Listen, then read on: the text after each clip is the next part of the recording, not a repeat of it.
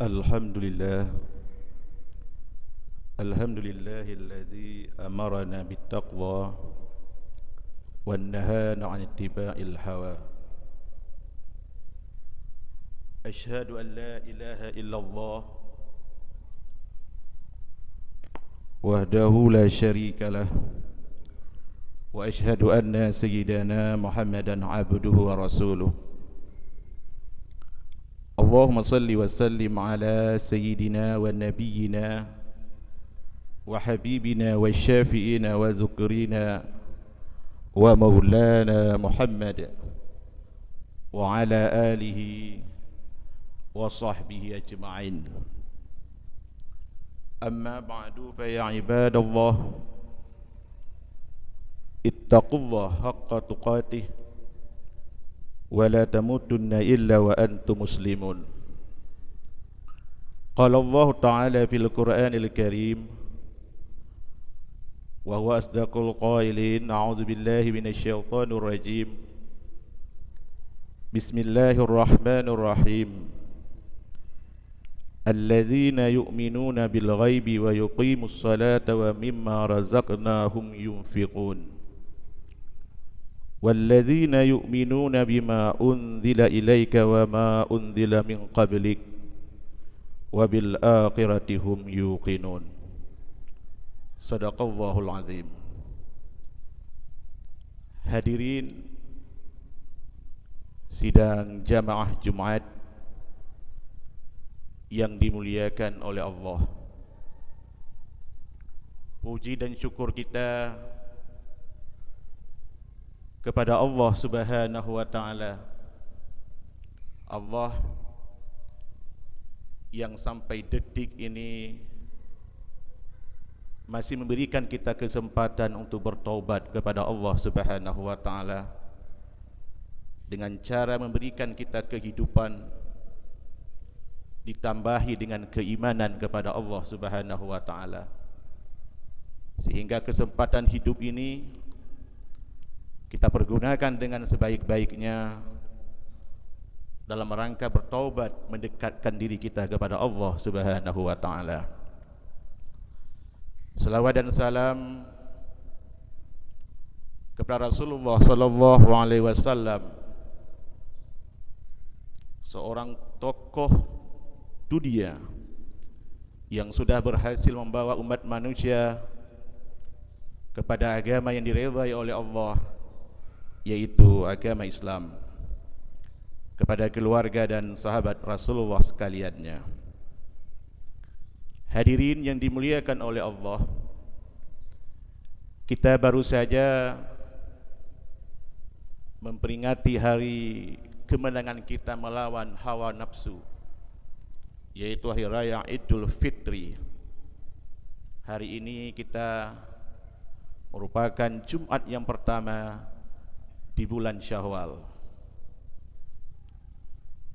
Kalau kita perhatikan dalam Al-Baqarah ayat 183 menyebutkan bahwa apabila kita betul-betul beribadah, berpuasa kepada Allah, Allah akan memberikan ganjaran kepada kita menjadi orang yang bertakwa.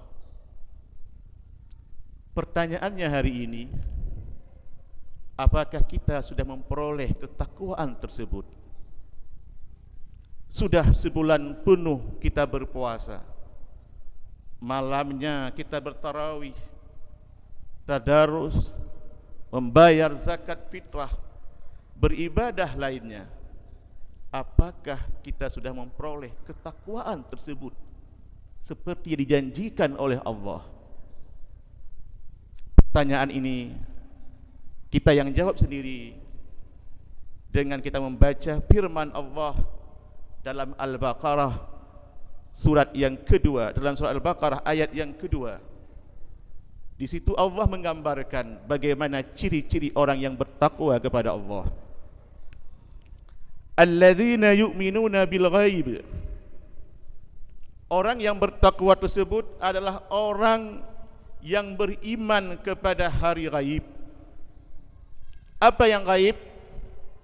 Yaitu kehidupan sesudah kehidupan, yaitu hari kematian. Kita yakin ada kehidupan di alam kubur. Kita yakin adanya alam akhirat. Semua kita akan mati. Kullu nafsin dha'iqatul maut, tiap-tiap yang bernyawa pasti akan merasakan mati. Kapan kita buka alam kesadaran kematian kita tersebut? Sekarang. Karena mati tersebut tidak menunggu waktu. Ada yang anak-anak mati, orang tua mati, penjabat mati, ulama mati, pengusaha mati, semua akan kembali kepada Allah. Pertanyaannya, apakah kita sudah siap menghadapi kematian tersebut? Pertanyaannya, apakah kita sudah siap menghadapi alam kubur tersebut? Orang yang bertakwa adalah orang yang sudah mempersiapkan kematiannya. Orang yang bertakwa adalah orang yang sudah mempersiapkan hari akhiratnya. Alam kubur, di situ baru kita sadar. Kata tamong lam tano, okai tanom inan rata-rata urang baru sadar. Digambarkan dalam Al-Quran, orang akan meminta kembali kepada alam dunia. Kembalikanlah kami kepada dunia untuk beribadah kepada Allah. Sudah terlambat. Munyoka mati hanya bisa taubat le. Sebab pintu taubat ditutup dengan dua cara. Pertama, di saat ruh sudah mencapai kepada kerongkongan. Kalau roh kita nyoba kerongkongan, ina hana le bisa taubat, kan ditutup pintu taubat. Di saat kita masih sehat bugar seperti ini, di saat kita masih sanggup untuk beribadah kepada Allah, bertaubat kepada Allah, mempersiapkan kematian. Yang kedua, kapan pintu taubat ditutup? Di saat matahari sudah terbit di ufuk barat, nyan kaitu pintu taubat. Ciri yang kedua orang yang bertakwa adalah wa yuqimus shalah, orang yang mendirikan sembahyang. Kita hari ini sangat mudah meninggalkan salat. Sibuk sedikit tidak salat, sibuk sakit sedikit tidak salat. Kalau kita pelajari dalam ilmu fikih, tidak ada cara, tidak ada satu alasan pun untuk kita tinggalkan salat. Kita lihat diri kita sendiri, kita menilai diri kita sendiri dalam bulan Ramadan sebulan penuh kita salat 5 waktu. Ditambah dengan tarawihnya, ditambah dengan salat tasbihnya, ditambah dengan qiyamul lailnya. Apakah di luar Ramadan mampu kita pertahankan salat tersebut? Apakah kita masih mampu menjaga salat tersebut? Seperti saya katakan tadi, tidak ada alasan apapun kita meninggalkan salat. Kalau puasa, ada orang yang sakit, yang kata dokter, Anda tidak boleh berpuasa sebab lambung Anda tidak boleh kosong. Orang tersebut diberikan keringanan untuk tidak berpuasa dengan cara membayar fidyah. Tapi salat tidak sanggup sambil berdiri, sambil tidur, sambil duduk. Hae tadong tadu, hae tadu tae. Yang salat tetap wajib. Di saat masih napas masih ada, di saat ingatan pikiran kita masih ada, yang salat tidak boleh kita tinggalkan. Hari ini orang sangat mudah meninggalkan yang namanya salat. Punya ibadah lain je, lagi puasa, lagi gambarkan tadi. Haji begitu juga. Kita tidak bisa mengerjakan haji karena sudah tua, sudah renta, enggak sanggup lagi, bisa digantikan dengan orang lain. Tapi kalau salat, jangan coba-coba untuk kita tinggalkan. Ini kembali kepada kita. Sudah sebulan penuh kita berpuasa, sebulan penuh kita salat dalam bulan suci Ramadan. apakah mampu kita pertahankan salat ini di luar bulan Ramadan? Kalau ini mampu kita pertahankan, berarti kita sudah termasuk orang yang bertakwa. Ciri yang ketiga adalah wa mimma razaqnahum yunfiqun. Adalah orang yang hana pelit, yang hana krit, yang mau menafkahkan sebahagian rezekinya.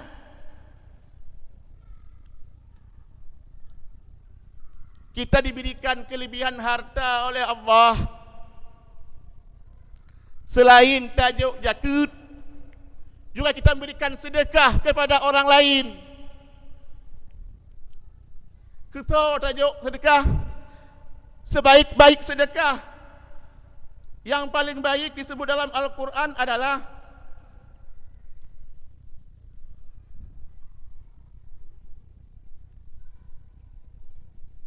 yas'alunaka madza yunfiqun qul ma anfaqtum min khairin faliwalidaini wa aqrabina wal yatama wal masakin wa binis sabil.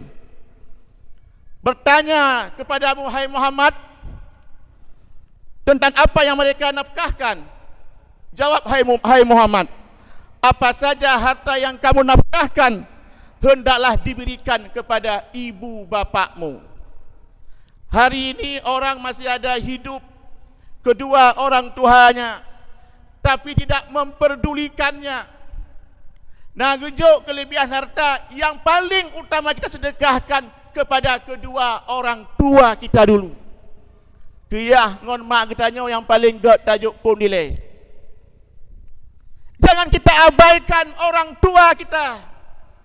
Kita jadi hari ini seperti ini karena ada orang tua yang melahirkan. Kita jadi seperti ini karena ada orang tua yang mendidik kita. Banyak kita lihat orang tua yang terabaikan, orang tua yang tidak diperdulikan oleh anaknya. Kalau kita tidak ada doa orang tua, kalau kita tidak mau berbuat baik kepada orang tua, jangan harap surga akan kita dapati. Ingat cerita Alqamah. Alqamah seorang sahabat Rasulullah yang dia bersama Rasulullah selalu beribadah. Ketika sakratul maut Alqamah, ajalnya tidak mau keluar.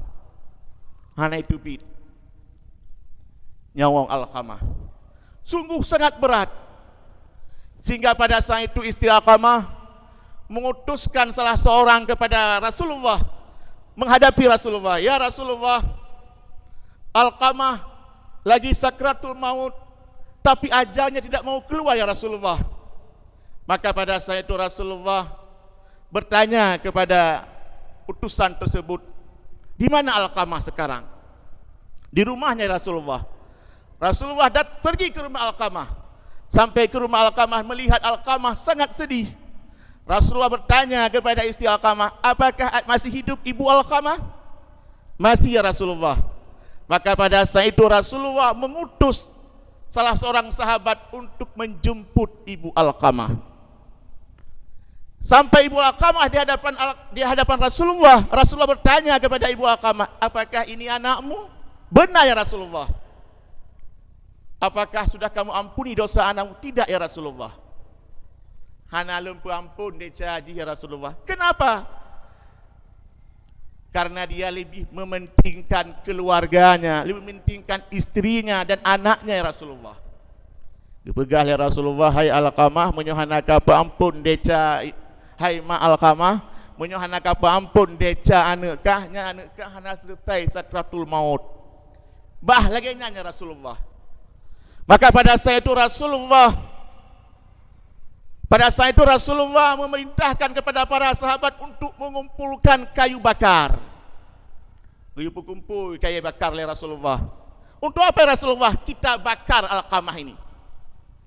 Sebelum dia diazab nanti di hari akhirat, terlebih dahulu kita azab dia di dunia ini. Maka pada saat itu para sahabat mengumpulkan kayu bakar. Maka pada saat itulah ibu Alqamah tersentuh hatinya, baru mengampuni dosa Alqamah. Ketika ibu Alqamah mengampuni dosa Alqamah, langsung keluar ruh dari tubuh Alqamah. Inilah doa seorang ibu. Inilah apabila kita tidak pernah berbuat kebaik kepada ibu bapak kita, maka jangan harap kita akan masuk ke dalam surga. Ciri yang keempat, orang yang bertakwa adalah mereka beriman kepada kitab. Bukan cuma beriman saja, tapi mempelajari. Bukan mempercayai saja, tapi mempelajari Al-Quran. Uronyo urang kaji dengan Al-Quran. Hantim le mempelajari Al-Quran. Kita sisihkan waktu kita. Kita sisihkan diri kita untuk belajar Al-Quran. Mempelajari hukum-hukum agama yang bersumber dari Al-Quran. Pelajari ilmu fikih. Jutah ibadat kita ilmu syariat. Urang ibadat. Tapi hana ilmu. Melumpat-lumpat ibadat. Melumpat-lumpat murono. Pelajari dasar-dasar dulu. Nah leboh ilmu wajib kita pelajari farzuin. Hanasah ibadah kita ilmu fikih, ilmu tauhid, ilmu tasawuf. Itu wajib bagi kita untuk mempelajari. Harus saling mengisi. Hana cerita murno ilmu tingkat tinggi le punya dasar hana. Belajar dulu. Ini ciri orang yang bertakwa, mempelajari Al-Quran dengan cara mempelajari ilmu-ilmu terdapat dalam Al-Quran. Ini ciri orang yang bertakwa yang keempat. Yang kelima, ciri orang yang bertakwa dalam surat Al-Baqarah ini adalah ketika berdosa langsung taubat kepada Allah Subhanahu wa taala. Laginya Nandesha langsung bertaubat. Coba kita lihat Nabi Adam. Nabi Adam melanggar perintah Allah. Ketika Allah menjadikan Nabi Adam tinggal dalam surga, kata Allah kepada Adam, "Hai Adam, jangan kamu dekati ini pohon." Yaitu pohon ini tidak boleh kamu dekati. Tapi Nabi Adam juga mendekati, akhirnya Allah murka, melempar Nabi Adam ke dunia. Apa yang terjadi? Nabi Adam taubat kepada Allah 150 tahun lamanya menurut riwayat. Bertaubat kepada Allah, baru diterima taubat oleh Allah Subhanahu wa taala. Bayangkan Nabi Adam satu berbuat dosa 150 tahun baru diterima taubat oleh Allah Subhanahu wa taala. Hadirin sidang jamaah Jumat yang dimuliakan oleh Allah. Makanya di luar bulan suci Ramadan, orang-orang yang bertakwa adalah orang yang mampu mempertahankan nilai-nilai ketakwaannya di luar bulan Ramadan. Jangan Ramadan berlalu, jangan Ramadan selesai ibadah kita, selesai salat kita, selesai sedekah kita, selesai berbuat kebaikan kita, selesai mempelajari Al-Quran. Itu belum tentu kita mendapat nilai-nilai ketakwaan dalam diri kita. Yang terakhir, di dalam bulan Syawal ini ada satu ibadat yang disunatkan bagi kita untuk melakukannya, yaitu puasa 6 hari di bulan Syawal. Dalam satu hadis yang diriwayatkan oleh Muslim,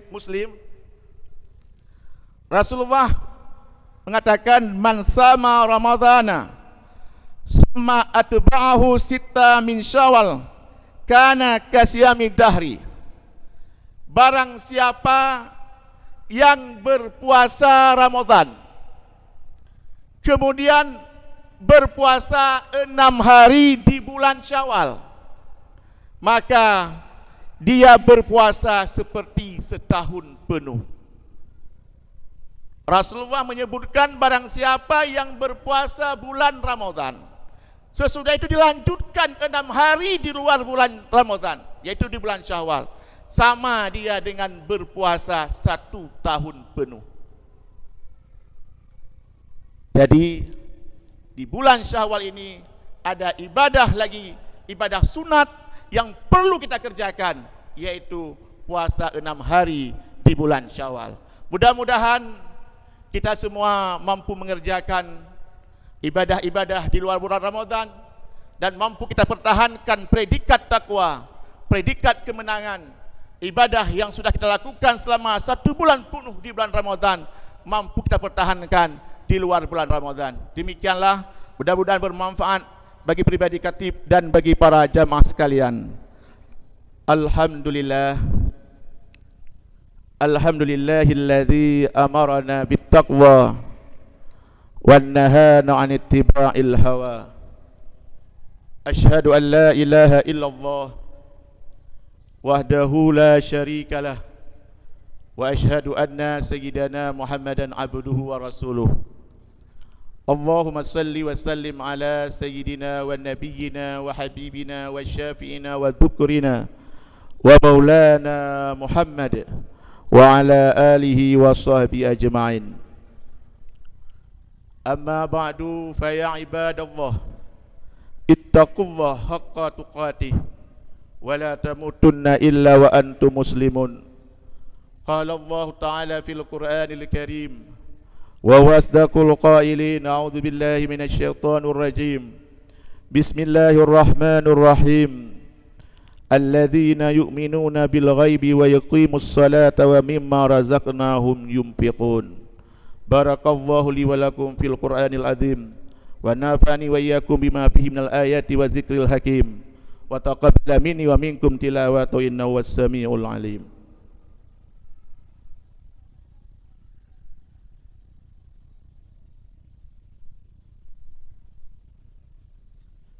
Alhamdulillah, alhamdulillahilladzi hadana lihadza wa ma kunna linahtadiya laula an hadana Allah. Asyhadu an la ilaha illallah wahdahu la syarikalah wa asyhadu anna sayyidana Muhammadan abduhu wa rasuluh. Allahumma salli wa sallim ala sayyidina wa nabiyyina wa habibina wa syafi'ina wa dhukrina wa maulana Muhammad wa ala alihi wa sahbihi ajma'in. Amma ba'du, fa ya ibadallah, ittaqullaha haqqa tuqatih wa la tamutunna illa wa antum muslimun. Qala Allah Ta'ala fil Qur'anil Karim wa huwa asdaqul qailin. A'udzu billahi minasy syaithanir rajim. Bismillahirrahmanirrahim. Wa may yattaqillaha yaj'al lahu makhrajan wa yarzuqhu min haitsu la yahtasib. Wa may yatawakkal 'ala Allah fa huwa hasbuh. Innallaha balighul amri qad jalallahu likulli syai'in qadira. Allahumma ighfir lil muslimina wal muslimat wal mu'minina wal mu'minat bi rahmatika ya arhamar rahimin. Allahumma rabbana iftah bainana wa baina qaumina bil haqqi wa anta khairul fatihin. Innallaha war razzaqu dzul quwwatil matin. Nasrun minallahi wa fathun qarib. Wa basyiril mu'minina fallahu khairu hafidha wa huwa arhamar rahimin. Rabbana 'alaika tawakkalna wa ilaika anabna wa ilaikal masir. Rabbana atina fid dunya hasanah wa fil akhirati hasanah wa qina azabannar. Ibadallah, innallaha ya'muru bil adli wal ihsan wa ita'izil qurba wa yanha 'anil fahsya'i wal munkar wa baghi ya'idzukum la'allakum tadhakkarun wa la dzikrullahi akbar.